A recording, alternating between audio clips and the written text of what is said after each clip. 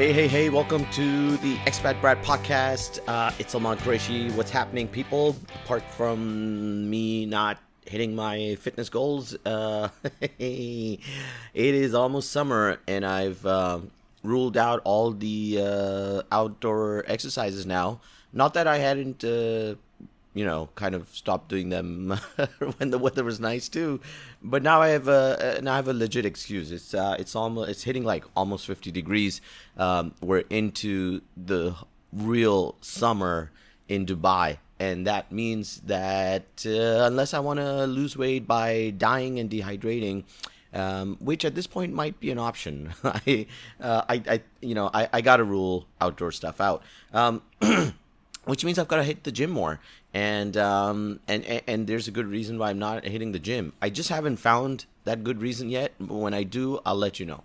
And if I just worked as hard on making excuses, and just did it at the gym, put that hard work there, maybe, just maybe, I'd have a summer bod. But here we are, and this is what's up. All right, my weight, that's what's up. And my tummy. So I hope you've been you've been better. I logged in right now, and it's early morning here, and I'm watching the final 30 seconds of the game, and it looks like the Nuggets are taking Game 3. It's pretty much done. Literally just watched the last 10 seconds of it because it's such an odd timing, right? That's one of the biggest problems I've always had following American sports while living here. You don't get to watch the games live, and then it's like your day started, and people will put the result out somewhere on social media, blah blah blah, and so you just go, you know what, I can't do this. I'm just gonna look at the results. And so I woke up to this. I've said this in previous episodes. I think the Nuggets are gonna take this, but I hope, and my heart hopes, that the Heat actually win this championship. So it's heart versus brain going on, and today the brain has won. Again, I haven't looked at the details, but it looks like it was pretty one-sided, and the Nuggets took the game away pretty much. We're pretty much in the lead throughout. Yeah, too bad. Heat, you've got 3 more games you got to win a championship, people. And that's what's going on, people. I watched the Apple live event where they launched these new products and stuff, right? Or updates and whatnot. And as you may already know by now, there's this huge this this big reveal of I don't know what it's called. It's let's look this up. All right, so Apple Vision Pro, that's it. The Apple Vision Pro, and everybody is going nuts over it. There are loads of reasons. I'm not a tech guy. I'm not going to bore you with my analysis of it. But I will tell you this. The price tag is crazy. It is crazy. At the same time, it's not crazy. There was a watch somewhere on the internet that the crowd just kind of went when the price was announced, which means I think that's Apple should look at that and go, okay, I think we've pushed it too far. Because clearly, till now, we weren't pushing too far with the prices of all our other products. Anyway, you know how much an iPhone costs now? It's 4,000 plus dirhams, which is $1,200 at least. And I love it. I love the phone. I love Apple products. But there's also like this part where I'm like, man, do I need to start selling body parts to afford Apple products? And that kind of, it's becoming harder and harder, and they sometimes, you can't help it. You've seen all the memes all over the internet. You can't help but think, are they just taking the piss now and just going, hey, let's see what we can price this at? And they just they just throw a number. They put some numbers on the wall, and then they throw darts at it, and then when it lands on, they go, yeah, that's the new price, we're gonna go with it. And no one goes, don't you think that might be a bit too much? I mean, even if I was an employee at Apple and these numbers came up, there's only 2 things I can think of, right? Like, either every Apple employee is so well paid that they go, yeah, the number's fine. Or some of them truly are sitting there going, oh my lord, I would never buy it at that price. I can't buy it at this price because I have some other things to buy, like food for survival and pay rent. So, so that makes me wonder, like, who's approving this and how far will it go, and how is this even calculated? Anyway, the having said that, it sounds pretty exciting, and I think Facebook is going to sweat a bit. I think Apple is so much better at doing things, and as we know, Mark Zucker. I wanted to change the name to something else, but I try to keep my show PG. But you can imagine what I was going to say. He just ruins things. He's this guy. I don't know how he's a billionaire, man. When I see people like him, I'm just like, I'm ashamed.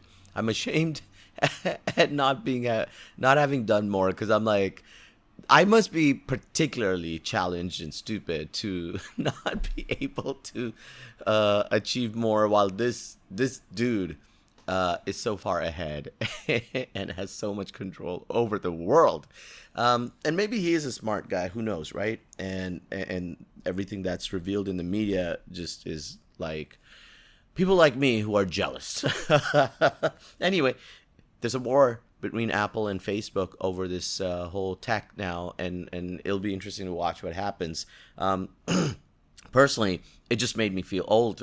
I just, at some point, I remember I resisted, like, going onto the Mac laptops, or just even switching from BlackBerry to the smartphones, because I liked the keyboard on the old things. I liked the physical, like, pushing the button, and I was really good at it. It was one of my many talents. I was very good at typing really fast on the BlackBerry, and I loved it. And then you have these and I've said this before, I think the Samsung keyboard was easier to use somehow, and the iPhone keyboard, there's just something about it that doesn't sit well with me, and I find it a little bit harder typing, or maybe I'm just growing older and my fingers have become more clumsy. And so just that switch was so much for me. To imagine going over to this new world, it's not happening. All right, I'm officially out. I'm just like, it's great. I think the future generations, the young kids, are really going to have a great time, and I don't know what kind of possibilities this thing is going to open up, and maybe it'll have a real positive influence on life. Who knows? But me, I'm out. I'm going to be left behind in the real world. I'll see all these people transcending into the virtual reality, and I'll be like, no, don't leave me behind. And then they'll be like, come with us, save yourself. And I'll be like, actually, no, I'll stay back here. I'm fine. I like my Big Mac and my sofa and my streaming TV, which I use the normal remote for, and I'm fine with that. Okay, so... and when you look at products, you always kind of go, was that a need, or was that something we're being told we need? Yeah, and there's a big difference in that, if you get what I mean. So there you go. That's my expert analysis on Apple products, or the new one, at least. I don't know what else to say about it. Honestly, it's like, it's so far beyond my understanding. I'm trying to figure out. Well, first of all, I can't afford it, so that prices me out anyway. Like, I can't splash that kind of money on when I have a kid. Like, listen, kid, we're buying this, Zan, and you and I, we're going to live in the virtual world, so we don't have to deal with the realities that your dad messed up by buying this and not paid your school fee. So there you go. In the virtual world, your life is great. So what are you complaining about? Yeah. I think that's the extent of it, man. But I'm always one of those people who are like slow on tech, and then I look at it and it works, and people go, "Wow, everyone's onto it." So don't take my advice on it. If you want to invest in Apple stock, go right ahead. Because for all I know, this thing is going to sell out, and people will be crazy about it, and it's going to change everything. And Apple stock's going to double again, and all of you who listen to this podcast, and when Salman's right, this thing is a little too dumb, they'll be regretting it. I have never had anyone listen to my podcast and go, that was very thank you for that one. So this is terrible. I am not good at marketing myself, possibly. All right. There is there are some like there's some people who are like this is too crazy and we're going too far in the world, we'll go crazy with all this and I just kind of go, I don't think so. I think overall we're going to do well. All right, people are going to do well. I know we feel some of us, and there's a lot of change, and it's probably at a much faster pace than I would like it myself. But it wasn't too far ago that everybody believed in capital punishment and used it, and still do, unfortunately. But it was definitely far more prevalent in previous societies or times and countries, and I just there are still people who think it's a good idea.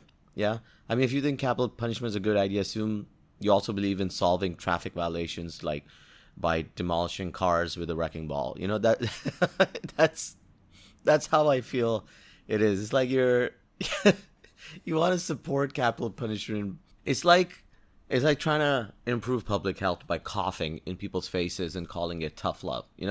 Uh, it's there's just so much. Like I know it's the reasons people give me that make me worried for humanity. Those bits. It's like you're the ones who are truly left behind. Don't worry about the virtual stuff. You need to look at your ideas of capital punishment, because we always say the same thing. Oh, capital punishment, it acts as a strong deterrent and reduces crime rates. And they always say this, especially around here when certain countries would do it, chop chop and heads and hands, and not calling them out, but calling them out. And the truth is, then you look at if you're willing to look at things objectively and not be influenced by your own perceptions and whatever you've been told throughout your life, then you'd realize that you'll find there's no study that has been able to provide conclusive evidence that the death penalty actually reduces crime more effectively than other punishments, right? So there's nothing like that. I think it's very basic to think it would, because you just go, I don't want to get my head chopped, I won't do it. But I could tell you, like in Saudi, we were told about back in the 80s, like, if you steal, your hands will get chopped off. And that didn't stop us from shoplifting for fun. For fun. People are stupid. Kids are stupid. And then I think people who are desperate, like someone who's hungry, they would still go ahead. They take those risks. We all take risks in spite of the potential consequences. There's a trend to jump out and parachute, everybody. And I know it's a safer thing and you've got protection, but when you look at it, you're like, hey, you could die if it goes wrong, right? And people still go out and jump and do it all the time. It's a thing now. It's so common now because it's affordable. And it just goes to show that it just doesn't. I just can't imagine it. And I'm not using the personal story to kind of go, see, I'm right. People will have different experiences of it. But and that's why I say, like, step away, man. Step away and see what really happens, and there's no evidence of it, right? And then they come up and they go, all right, yeah, some people go, yeah, but what about justice for the victims and their families, right? And they always say this, if something happened to your family, wouldn't you want them punished? And I'm like, yeah, of course, for the crime. And as a person, I'd like them tortured, right? I'd like them mutilated, you get what I mean? I've done it to the word now. I'd like them to go through horrible pain and just keep punishing them if they ever did something to someone I loved. I get that.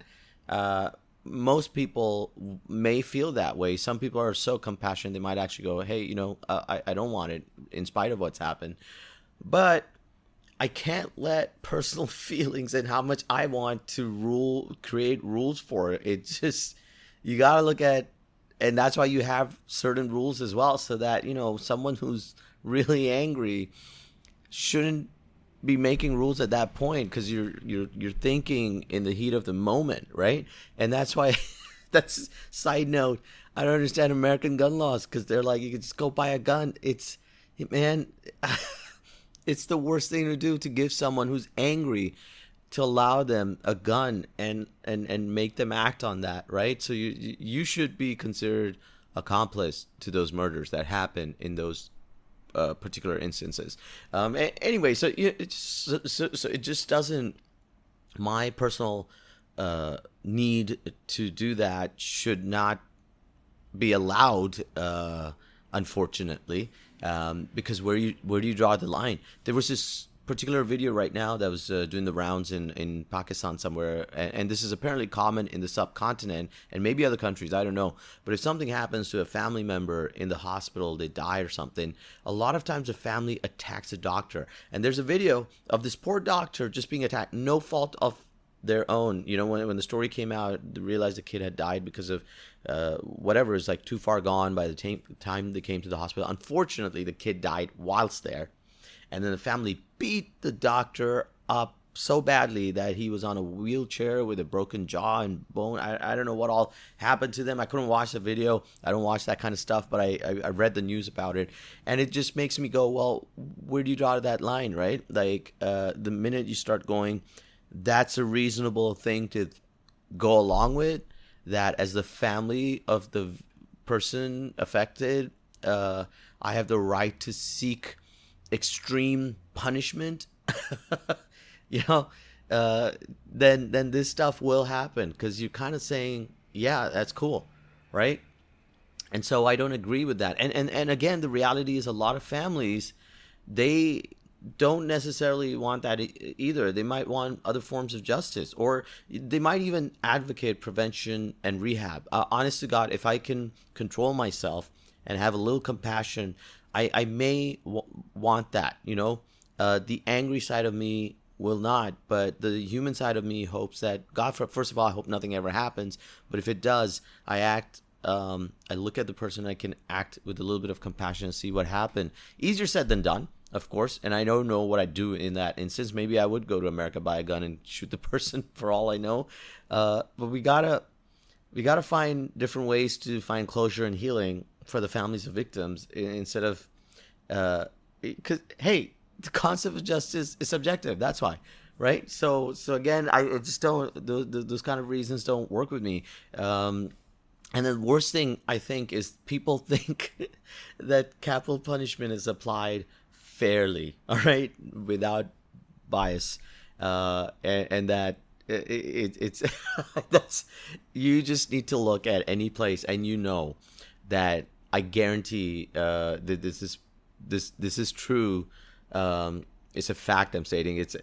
Individuals from marginalized communities will definitely be more often sentenced to that. And that's a little fact I looked up for this, because I was interested. I read this a few weeks ago, and it stuck with me. And it's something that's not obvious, but to people talking about or thinking about these kind of punishments. But it's the truth as well, right? And we don't think about this when we're talking about capital punishment and whatnot. One of the 2-3 other reasons I listed these down, because I'm like, what do people keep saying to me when I'm trying to argue with them? Not argue, but I like talking about capital punishment. I try not arguing with people at all anymore. I just come to this podcast and whine. But there's also the simple fact that if you get it wrong, and sometimes they do, all right, the best systems in the world, it doesn't matter, you still punish the wrong person sometimes. When you kill them, it's hard to come back from that, I'm just saying, just putting it out there. It's a little hard to go, whoops, are bad, right? Because there's so many stories of people wrongly convicted, and then even if it's 20 years later, they found, oh wow, this was not right, and they're released. So there's some kind of thing they can have the rest of their life. I know part of it is still destroyed, but there are innocent people who will be convicted wrongly, and to execute them. Man, that's being so overconfident about your side of things that I'm just like, I don't think people should be that confident about things like this. So I don't know. I don't know what else they say. Yeah, it's this whole like closure to families of the victims, and some people even say it's more cost effective, and actually it's not. And this was another thing that this was one of the things I looked up, because I didn't look it up from a point of like I gotta prove my point. I genuinely looked it up to go, maybe it is, and maybe this supports the idea. And every time I did, with any of the reasons people give me, it's always the same thing. It's actually, the truth is, the death penalty is often more expensive than life imprisonment, because of the extensive legal process, appeals, costs associated with carrying out executions. You don't think about that, and it mounts up to a lot more sometimes. So even the cost thing doesn't make sense to me. And I genuinely think that when you have a society where capital punishment is happening, and I don't believe it might be fair all the time, I think it'll probably have like a real psychological, emotional, and societal impact. It might desensitize people to the value of human life, and that it's just bizarre. Like, it's just, I don't know, the morality of the state-sanctioned killing. That's what it is. It's to me, it's just it feels wrong, and we are shaping people's perception of justice and human rights by saying, like I said earlier, and then people take things in their hand, or they think it's what they can do, and all is, if you see innocent people or marginalized people being punished more often, you're going to have less trust in the criminal justice system, right? Anywhere. So it's just I don't know. I don't know why I got into this. I think the Miami Heat losing put me down a path of this weird topic. I hadn't planned on talking about capital punishment in this episode. I wanted to talk about Apple and new products, and then it just started hitting me how people kind of keep saying the current society is really bad and hard, and I just, that's why I was starting to compare it to times before, and I'm like, we're far better off overall. We're far better off. There's less likely I'll be involved in some war. There's less likely I'll be involved in the number of plagues that might have hit people back then, or to be able to access the right medicines to save myself. So it's just, take it easy, people. Take it easy, all right? Live and let live, and find a new way to punish people. Heal the world, make the world a better place. Woohoo! Ironic about the person who sang that. All right. Okay, I think I gotta go. All right. I think this episode turned way too heavy, and I apologize for that. I hope you still enjoyed it, and maybe it makes us think about stuff. I hope you have a great rest of the week. I'm gonna head off. I've got things to do, and I know you got things to do. Thank you for listening. Goodbye, or as a dog would say, woof.